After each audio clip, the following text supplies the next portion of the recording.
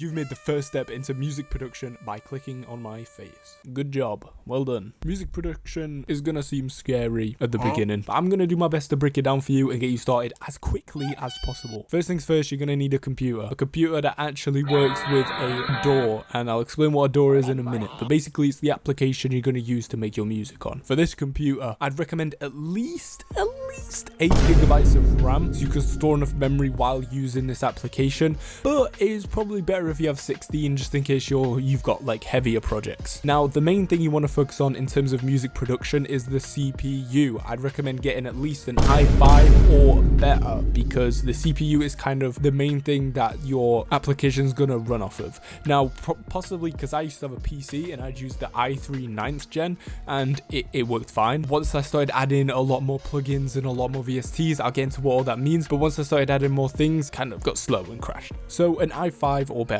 is probably preferable. Now, next up, we're gonna need a DAW. DAW is DAW, not like a door that you open. DAW, Digital Audio Workstation, and this is where you're gonna put your digital audio and work on it in the station. You might have heard a few names being thrown around before, like FL Studio, Logic, Ableton. They're kind of like the big three. They're like the main ones, and then you've got like Pro Tools and whatever. It can be very, very, very overwhelming. I'd recommend doing a bit of research on the DAWs, and I'd recommend actually just trying them and see. When I first started producing, I tried FL, I tried Ableton, I tried Pro Tools, I tried like 64 free ones. I could never find a good free one. I use FL Studio. Obviously, I'm going to be a bit biased, but I'd recommend trying out their demo version, because in their trial version, you can access like 90% of all the tools. You just can't save or open projects. No, you can save projects, you just can't open them. So let's say you made a beat, you spent 12 hours on this song. You could save it, you just can't open it unless you buy a license, but once you buy a license, then you can open it. So yeah, I definitely recommend trying out the DAWs firsthand. Basically, what you need to do is find out your end goal, if you have one. Like, if you want to be like a hip-hop producer or whatever, you obviously don't have to choose one lane, but the thing that you're going to be doing the most, and then try and find a DAW catered to that. I'll leave some in the description, and I'll also leave some free ones, like some that I've used before, but honestly, the free ones are just not that good. It's best to start off with like FL Studio, which is like an entry-level DAW, instead of the free ones, because they might put you off. Yeah, so let's say we've figured out our DAW. Let's say we've tried a few and we've got a DAW. I'd recommend FL Studio. If you can't be asked to do all the research, get FL Studio now. You can get the trial for free, costs nothing. Brilliant.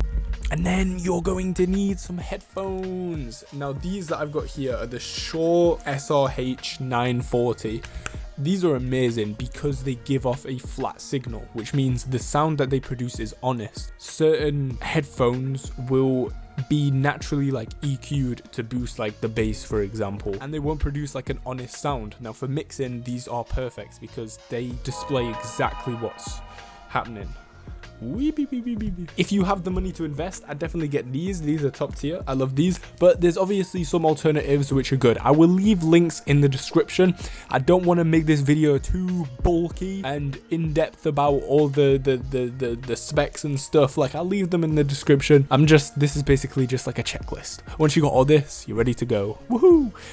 So basically, yeah, the headphones. You want headphones that deliver the flattest signal possible. Now, this means you're going to be honest with your music. It's going to tell you exactly what's going on. It's not going to lie. It's not going to boost certain frequencies. It's not going to lower certain frequencies. It's going to be exactly what's being played. Plugging one into an interface, I found that using the default FL drivers can be laggy and they sound worse than having it in an interface. Also, I know an interface is expensive, but if you ever decide to upgrade and get speakers, you can just plug it into your interface that you've already got. If you're an artist and a producer, you can plug your microphone into the interface as well. I think it's a very good investment because it makes the beat, the quality of the music objectively sound better. It won't make your beats better, it will just let you hear them better, which in turn might make them better. If you understand what I'm saying, it's not like 100% guarantee your production will vastly improve with this secret trick. Genuinely, it will just make it sound better, and I love my Focusrite Scarlett 2 i2. I know there's newer ones coming out or whatever. I'll also also leave some interfaces in the description. Yeah, so I'll also leave some like alternatives in there, and the one that I use, I'll leave all of my equipment, and then other ones, more affordable ones, more expensive ones that I don't have,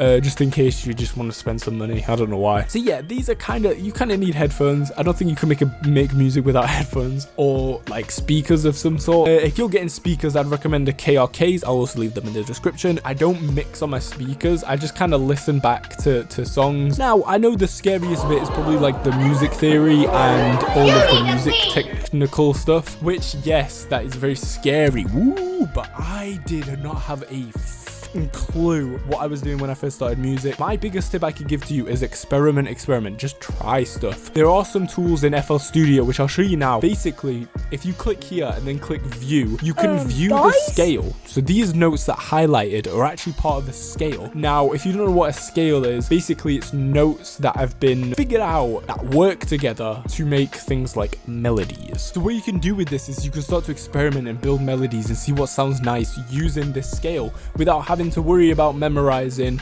everything, basically. Yeah, so it's just a little help. FL Studio has lots of tools like this, which is why I like it, because it's a beginner-friendly DAW. It also allows you to be professional with it. There's lots of professional producers using FL. Yeah, I don't think you necessarily need any MIDI instruments. I've seen other videos that are like, yes, these are the ones to buy. I mean, the one that I've got next to me is to buy one again, I'd buy one that's made for FL Studio. This one isn't. I think it's more catered towards like Ableton, but I didn't know that I was going to be producing in FL when I got it. You can have it if you want to practice your keyboard skills, whatever. It's not necessary. You can become like a beat maker without it, but yeah, it's up to you. And I've also got the MPD 218, which is a drum machine which I like to use for sampling, and you don't need it, but it's always an option. Now, actually getting into making beats, I would recommend experimenting as much as possible, like I said. Now, the quickest way I found to go from zero to hero to loser to cruiser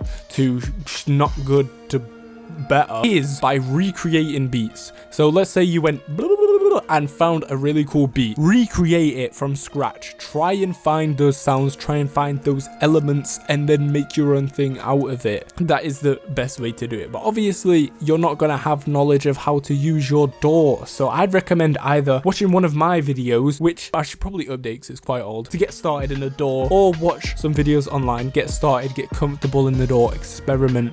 But once you've experimented, this is the key. Sound selection is the #1 thing to improve your beats. Now, I know you're not making beats yet, but sound selection will be very important, and it's important that you get it right from the start. Obviously, you won't be perfect at it, but if you can start putting it into practice straight away. Now, sound selection is the sounds that you use in your beats. So when you're choosing your drum sounds, you want high quality ones. How do you get these high quality ones? Well, there's an amazing thing for you, Mr. Beginner Producer. It's called Cymatics. Now, Cymatics is a website that offers an abundance of free samples and free drum sounds to get you started in production. Now, I hope this video was helpful. I hope you got something from this video, and I hope you can actually start producing. If you have any questions, leave them in the comments and I will reply with an entire video on the subjects.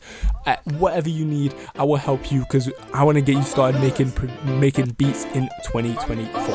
I hope you enjoyed this video, guys, and I'll see you in the next one. Subscribe, please.